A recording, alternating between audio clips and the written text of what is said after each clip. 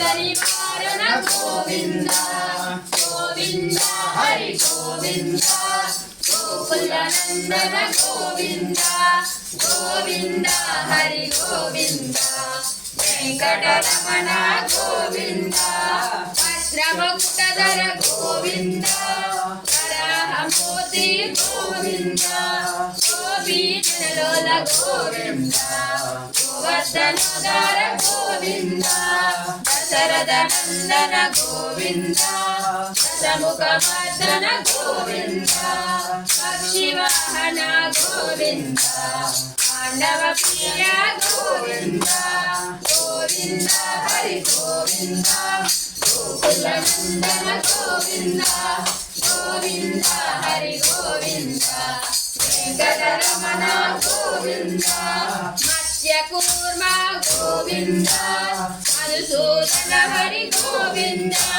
వరాహ నరసింహ గోవింద వామన రామ గోవింద బలరామానుజ గోవింద కల్కిధర గోవింద విడుగన ప్రియ గోవింద వెంకటరమణ గోవింద గోవింద హరి గోవింద గోకుల నందన గోవింద గోవింద హరి గోవింద వెంకటరమణ గోవింద ఆడపడుచు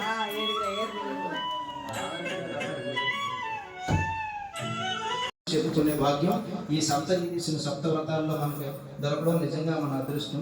ఏడుకొండల వాడ వెంకటరమణ గోవింద గోవింద వెంకటేశ్వర స్వామి మహత్యం కథలు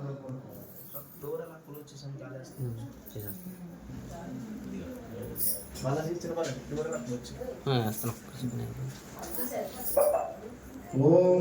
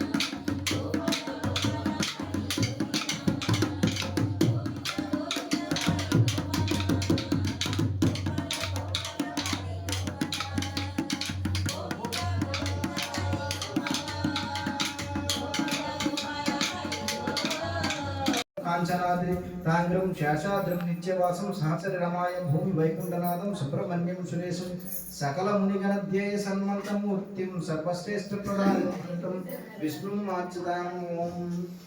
సౌనకాది మహర్షులతో మునులతో మహాపండితులతో ఇలా చెప్పనసాగారు. ఇది సత్యలోకం. బ్రహ్మదేవుడు సరస్వతికి సృష్టి విశేషాలు వివరిస్తున్నారు.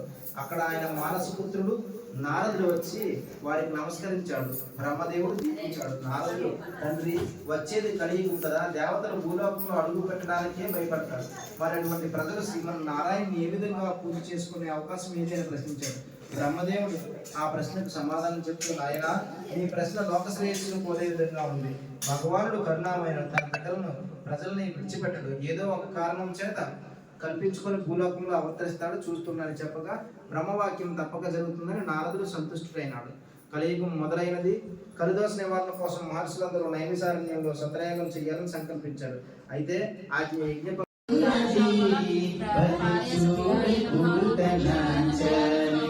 సుందరం